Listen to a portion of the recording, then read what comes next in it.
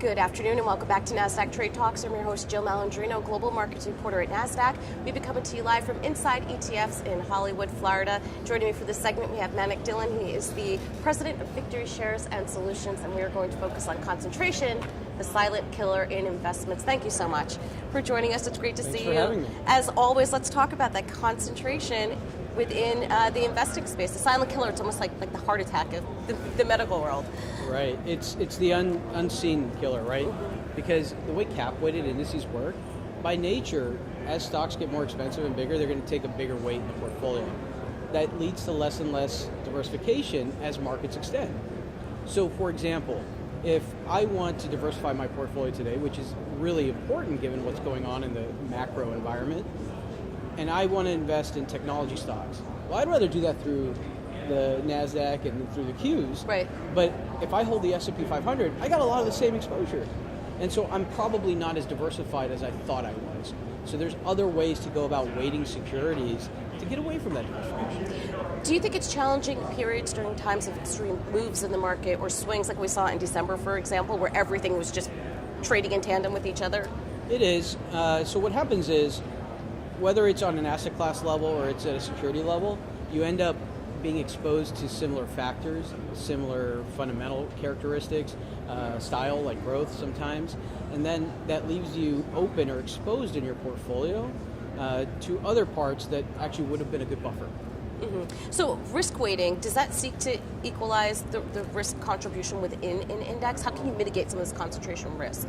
Well, that's one way. So essentially risk weighting or volatility weighting, what it does is says put every company at an even playing field from a risk perspective. So to drive diversification, instead of waiting on something like cap or equally for that matter, use the historical risk of a company to put it into a portfolio. That way what happens is you still have exposure to some of the high-flying stocks and the more volatile stocks like Grubhub, but you have it as a lesser weight perhaps. Right. So are there differences between these risk-rated strategies or more low-vol strategies? Are there any differences with the two? Or There are. So low-vol and min-vol are designed to give you actual low-vol exposure. Mm-hmm. The goal, the objective, the outcome is to lower your portfolio volatility. Right. With those. With risk weighting, the goal is not to shift your risk profile necessarily to a very low point like those, just to balance it out. Right. Do you think this is the right time, as you look 12, 18 months out, for investors to reevaluate the risk within their portfolios and diversification and so forth? We do.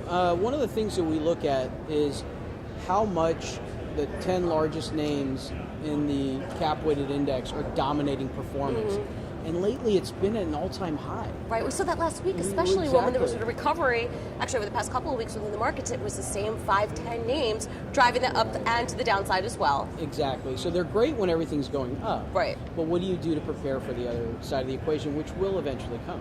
Right. And we saw cracks of that during this month. Right, and that's what Victory Shares is helping their advisors and investors to do. Exactly. So with our ETFs and our Nasdaq Victory indices together, we think we can provide a more diversified exposure to U.S. large cap, small cap, international and emerging markets, so that preparing a portfolio for what's to come is a lot easier. Right. And it's important to not look at what's happened in the past to make those decisions. All right, Nasdaq, thank you as always for joining us. Thank you for having me. And thank you for joining me throughout the day. We're coming to you live from Inside ETFs. I'm Jill Malandrino, Global Markets Reporter at Nasdaq.